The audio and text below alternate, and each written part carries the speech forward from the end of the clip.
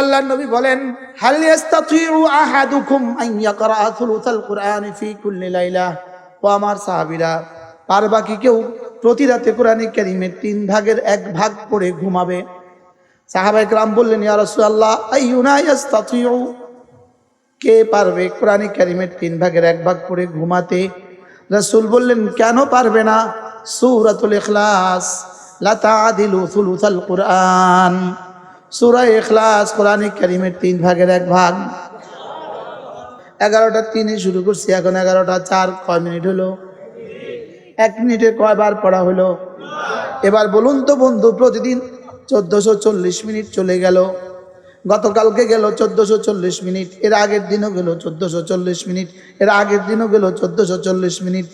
2025 সাল চলে গেল, 2024 চলে গেল, 2023 চলে গেল, 22 চলে গেল, 21 চলে গেল, 20 চলে গেল।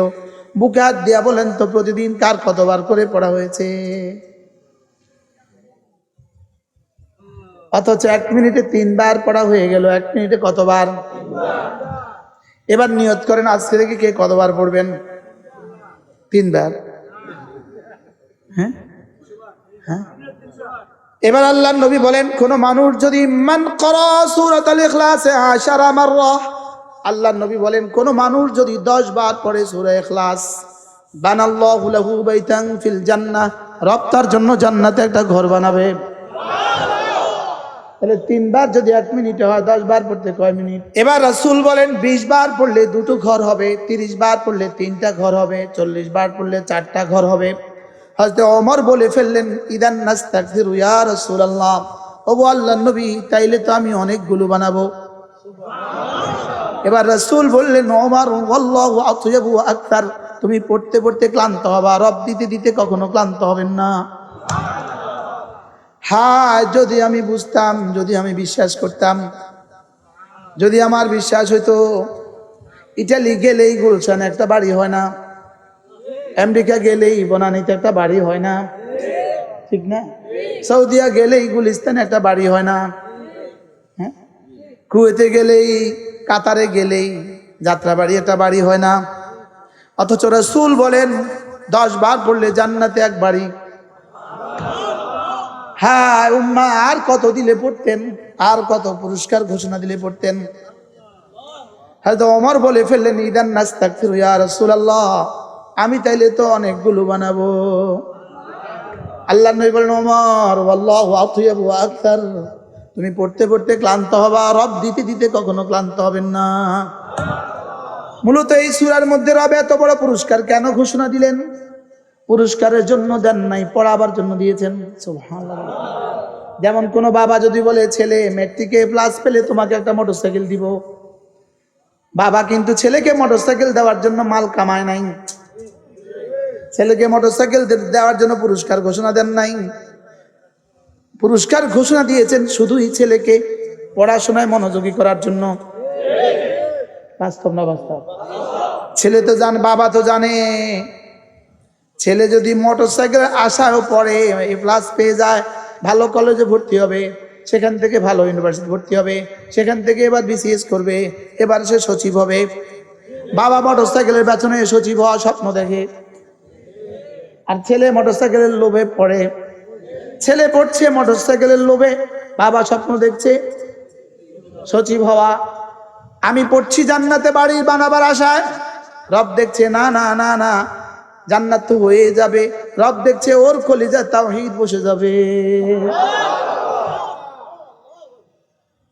ওর কলিজা আমার ওয়াহদানিয়ত বসে যাবে। আমি যে পারি এ কথা ওর কলিজায় বসবে। আমি আহাদ, আমি সামাদ। পৃথিবীর কোন বাতিল মতাদর্শের কাছে সে মাথা নত করবে না। পৃথিবীর যত বাতিল মতাদর্শ আছে তাদের মাহবুদ গুলোর আব্বা আছে, আম্মা আছে, আর আমি একমাত্র আহাদ, আমার আব্বাও নাই, আম্মাও নাই। কি? পৃথিবীর সমস্ত বাতিল ইজম, বাতিল ধর্মের মাহবুদদের আব্বাও আছে, আম্মাও আছে। আর বাংলাদেশের ভান্ডারীদের মাহবুদ গুলো, যাদের মাহবুদ গুলো আছে, এদের আব্বাও আছে, আম্মাও আছে। মনে হয় বুঝেন না? কাদিয়ানীদের মাহবুদের আব্বাও আছে, আম্মাও আছে। ভান্ডারীদের মাহবুদ গুলোর আব্বাও আছে, আম্মাও আছে। রেজবিদের মাহবুদের আব্বাও আছে, আম্মাও আছে। সব বাতিল মতাদর্শের মাহবুদ গুলোর আব্বাও আছে, আম্মাও আছে। আমি শুধু আহাদ, আমার আব্বাও নাই, আম্মাও নাই।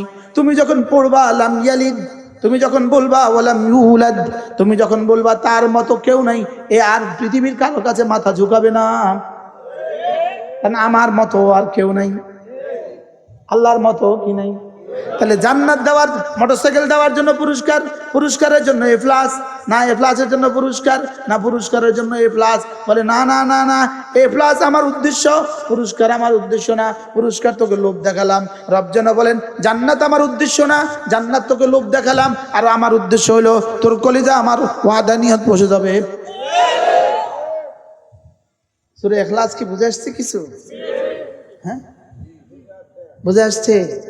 বলেন আহাদ, আহাদ। আমাকে বানাবার বেলায় তিনি আহাদ, আমাকে পুরুষ বানাবার বেলায় তিনি আহাদ, আমাকে নারী বানাবার বেলায় তিনি আহাদ, আমাকে কালো বানাবার বেলায় তিনি আহাদ, আমাকে সুন্দর বানাবার বেলায় তিনি আহাদ, আমার দাঁতগুলোর সেটিং বেলায় তিনি আহাদ, আমার দাড়ি উঠাবার বেলায় তিনি আহাদ। এগুলোকে বড় করতে দিলেন কেন? তিনি আহাদ। এগুলোকে ছোট রেখে দিলেন কেন? তিনি আহাদ। আসমান ভেসে আছে কেন? তিনি আহাদ। জমিন বিছিয়ে আছে কেন? তিনি আহাদ। তিনি কি? আহাদ। আহাদ, বলো আহাদ। আহাদ অর্থ কি? এক। ওই দেখেন বাচ্চা বলতেছে এক, এটা ফিতরত। এটা কি? ও 2 বছর তাকেও জিজ্ঞেস করেন, সেও বলবে এক। এটা কি? এক। লা ইলাহা ইল্লাল্লাহ, লা ইলাহা ইল্লাল্লাহ। কেন এটা প্রতিদিন আমাকে এতবার শোনাচ্ছেন? আজানে 2 বার কেন শোনাচ্ছেন? আজানে 3 বার কেন শোনাচ্ছেন? একামতে 3 বার কেন শোনাচ্ছেন? কেন বলাচ্ছেন আমাকে দিয়ে এটা প্রতিদিন এতবার? শুধু এটা আমার কলিজায় বসাবার জন্য, যেন কোনো বাতিল মাহবুদের কাছে আমি মাথা নত না করি, লাল শালওয়ালার কাছে কখনো কিছু না চাই, কি কোনো বাবা ডাবা গাঞ্জা খাবার কাছে কখনো কিছু না চাই। এজন্য আজানে পড়েন আশহাদু আল্লা ইলাহা ইল্লাল্লাহ, আবার শেষে কি? শেষে লা ইলাহা ইল্লাল্লাহ। আবার ওযু শেষে কি পড়তে হয়? আশহাদু আল্লা ইলাহা ইল্লাল্লাহ ওয়া আশহাদু আন্না মুহাম্মাদান আবদুহু ওয়া রাসূলুহু। আবার তাশাহুদে কি পড়তে হয় শেষে? আশহাদু আল্লা ইলাহা ইল্লাল্লাহ ওয়া আশহাদু আন্না মুহাম্মাদান আবদুহু ওয়া রাসূলুহু। আমাকে দিয়ে শুধু বলানো মাকসাদ না, আমাকে আমার মনিবের সাথে গোলামির চুক্তি করা মাকসাদ, চুক্তির নবায়ন মাকসাদ। কি মাকসাদ বলেন? চুক্তির নবায়ন। চুক্তির কি? চুক্তির নবায়ন করছি, গোলামের চুক্তির নবায়ন করছি। সুবহানাল্লাহ বলেন। আমি আব্দ, তুমি মাবুদ। আমি আব্দ, তুমি মাবুদ। আমি আব্দ, আমি গোলাম, তুমি মনিব। বলেন আমি গোলাম, তুমি মনিব। বলেন বলেন বলেন। এজন্য ওযুর শেষে কালেমায়ে শাহাদাত পড়া মুস্তাহাব। পড়িলে কি দিবে? 8টা জান্নাতের সবগুলো দুয়ার খুলে দিবে। তাহলে ওযুর শেষে কালেমা শাহাদাত পাঠ করিলে 8টা জান্নাতের সবগুলো দুয়ার খুলে দিবে। মূলত 8 জান্নাতের সবগুলো দুয়ার খোলার জন্য পড়বো। আমি পড়বো এই লোভে, লেকিন রব দিয়েছেন এই লোভে নয়, রব দিয়েছেন আমার কলিজায় কালেমা বসাবার জন্য, আমার কলিজা আল্লাহ তাআলার ইয়াকিন বসাবার জন্য। কথা চলছিল আহাদ আহাদ, বলেন আহাদ, বলেন আহাদ। আমাদের রব আহাদ, আমাদের রব সমাদ, আমাদের রব লাম ইয়ালিদ, আমাদের রব ওয়ালাম ইউলাদ, আমাদের রব ওয়ালাম ইয়াকুন লাহু কুফুয়ান আহাদ। আমাদের রবের মতো আর কেউ নাই, আমাদের রবের মতো আর কেউ নাই। এজন্য গাঞ্জাওয়ালা এটাকে সেজদা দেওয়ার কোনো সুযোগ নেই, ল্যাংটাওয়ালা সেজদা দেওয়ার কোনো সুযোগ নেই, গামছাওয়ালা জটওয়ালা, পটওয়ালা, কলকিওয়ালা। তাহলে সূরা ইখলাস আমার জীবনকে কি পরিমাণ তাওহীদের উপরে উঠাতে পারে। সুবহানাল্লাহ। পড়বো তো এই সূরা বেশি করে করে, হ্যাঁ পড়বো তো। এজন্য তাওহীদে খালেসের উপর উঠা, তাওহীদে খালেস। সূরা ইখলাস তাওহীদে খালেস শিখায়। কি শিখায় বলেন? যে সূরা ইখলাস বুঝে সে জীবনে ভান্ডারি হইতে পারে না। যে সূরা ইখলাস বুঝে সে কাদিয়ানী হইতে পারে না। যে সূরা ইখলাস বুঝে সে জীবনে কখনো মুরতাদ হইতে পারে না। শুধু সূরা ইখলাস। একজন সাহাবী, আল্লাহর নবী তাকে মসজিদে কুবার ইমাম বানিয়েছেন।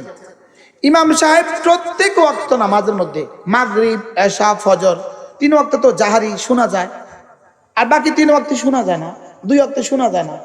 ওই 3 ওয়াক্তের মধ্যেই মাগরিবের পর, এশার পর, ফজরের পর সাহাবী সূরা মিলাবার পরে কি পড়ে? সূরা ইখলাস পড়ে। আচ্ছা কেমন লাগে? মাগরিবে প্রথম 2 রাকাতে সূরা মিলে আবার সূরা ইখলাস, এশা আবার সূরা ইখলাস, ফজরে আবার সূরা ইখলাস। সাহাবায়ে কেরাম জিজ্ঞেস করলেন, আচ্ছা রাসূলের কাছে গিয়ে বলেন, ইয়া রাসূলুল্লাহ আপনার দেওয়া ইমাম প্রতি রাকাতে সূরা ইখলাস পড়ে, কি জি হয়ে গেল?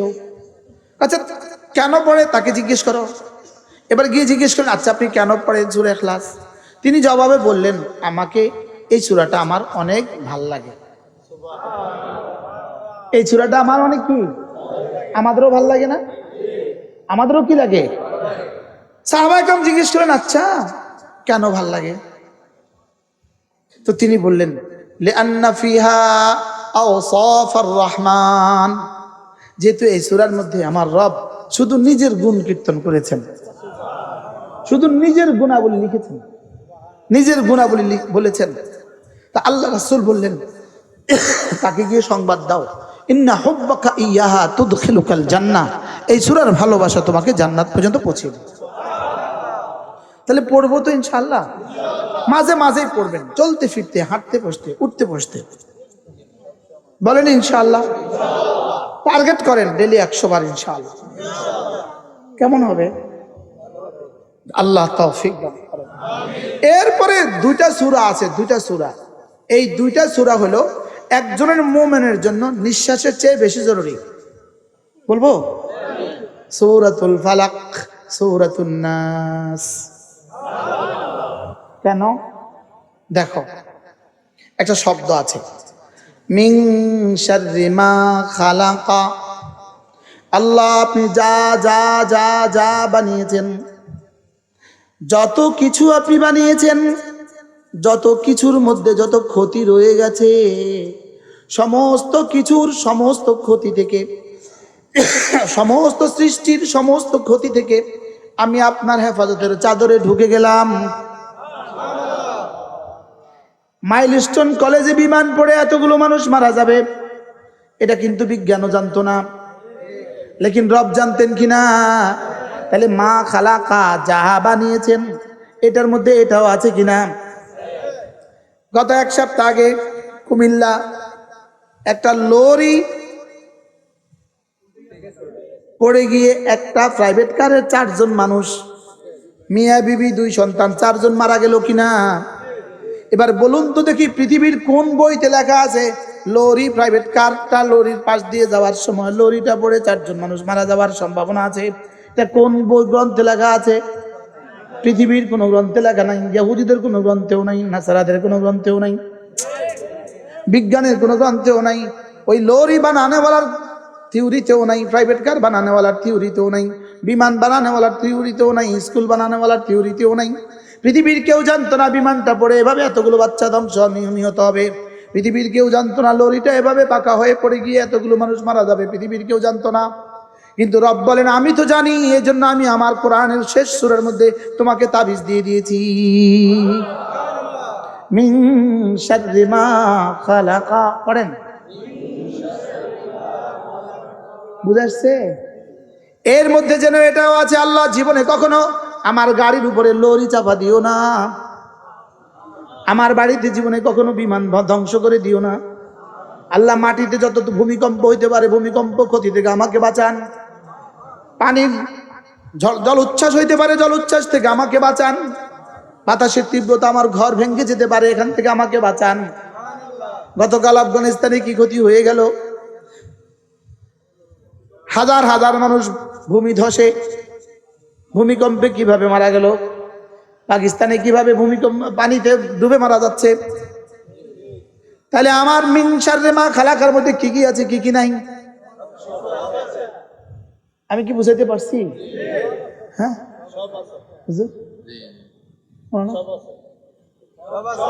হ্যাঁ, পানির ক্ষতি, পানিতে ক্ষতি আছে না নাই? তাই পানি দিয়ে আমাদেরকে ডুবাইয়া দেওয়ার ক্ষমতা আল্লাহর আছে না নাই? হ্যাঁ, এবার আগুন লাগা জ্বালায়া দেওয়ার ক্ষমতা আল্লাহর আছে না নাই? এবার ভূমি ধসায়া দিয়া, এবার বলুন তো মিন শাররি মা খালাকার মধ্যে কি কি আছে, কি কি নাই?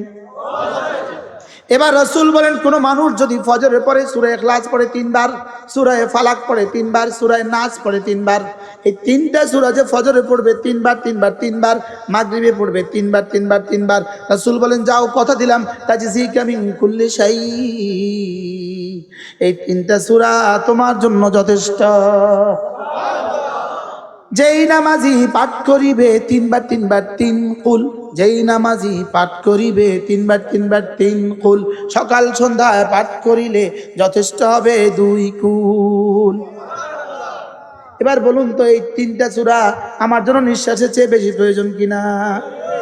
এখান থেকে সহি সালামতে বাড়ি যেতে পারবো, পৃথিবীর কেউ জানে না। বাড়ি থেকে ঘুমিয়েছেন, ফ্যানটা আপনার বুকে পড়ে যাবে না, পৃথিবীর কেউ জানে না।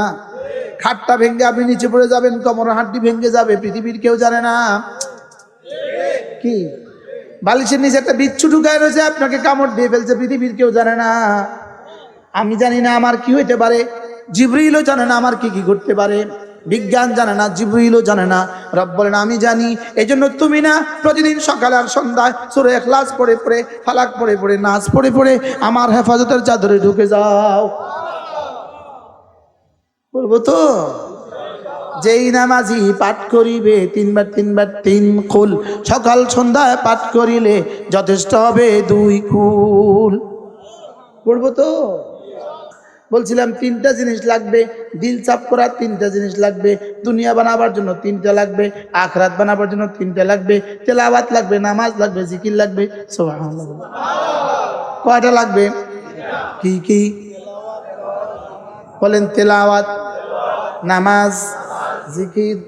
তাহলে তেলাওয়াত যদি পুরা কোরআন নাও পারেন, কমপক্ষে 10টা শুদ্ধ করা জরুরি না জরুরি না? হ্যাঁ, যার সূরা ইখলাসটা শুদ্ধ নাই, আচ্ছা তার জীবনটা আর গরুর জীবনের মধ্যে বেশ কম থাকি, কোনো বেশ কম আছে? গরু সূরা ইখলাস পারে, তো যে সূরা ইখলাস পারে না হে আর গরুর মধ্যে বেশ কম কি? গরু খায় ঘুমায় বাচ্চা দেয়, এটাও খায় ঘুমায় বাচ্চা দেয়। সকলেই নিয়ত করেন কোরআন শরীফ শুদ্ধ করবো ইনশাআল্লাহ, ছেলে মেয়েকে শুদ্ধ করাবো ইনশাআল্লাহ, নিয়ত পাক্কা ইনশাআল্লাহ। তুমিও কও, তুমি মাইক ম্যান, যখন বিয়ে করবা তো ছেলে মেয়েকে কোরআন শরীফ শিখাবা, কও। ছোটরাও কও, কও তোমরাও কও। কি কইছি কও? তোমরা করবা ইনশাআল্লাহ। 2 নম্বরে 5 ওয়াক্ত নামাজ, বলেন 2 নম্বরে কি? قد أفلح من تزكى وذكر اسم ربه فصلى, নামাজ পড়ে যে, জিকির করে যে, কামিয়াব সে। নামাজ পড়ে যে, জিকির করে যে, কামিয়াব সে। এবার বলো তো দেখি নামাজ কয় ওয়াক্ত? আবার বলেন, সবাই বলেন। এবার 1 নম্বরটা কি? আচ্ছা, যার জীবন জোহর দিয়ে শুরু হয়, যেমন 01789, 0 দিয়ে শুরু হয় মোবাইল, যদি কেউ 0 না লেখে 1789 লেখে, তো কবে মোবাইল রিং করবে? হ্যাঁ, শুরুটা বাদ দেওয়ার সুযোগ আছে। এবার শেষটা কি? এশা। হ্যাঁ, তাহলে শুরু শেষ। এবার দেখো, এবার দেখো, বলো 4 4, বলো 2 4 4 3 4, ক 2 4 4 3 4, আবার ক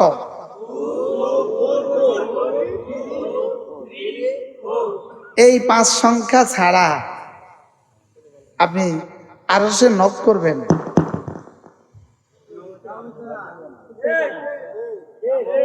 কয় সংখ্যা লাগবে? কি কি? ফজরের 2, জোহরের 4, আসরের 4, মাগরিবের 3, এশার 4। সুবহানাল্লাহ। তাহলে কবে থেকে শুরু হবে? কলিজা হাত লাগাও, বলো বলো ইনশাআল্লাহ, বলো বলো, আজ থেকে নামাজ ছাড়বো না ইনশাআল্লাহ। নিয়ত পাক্কা?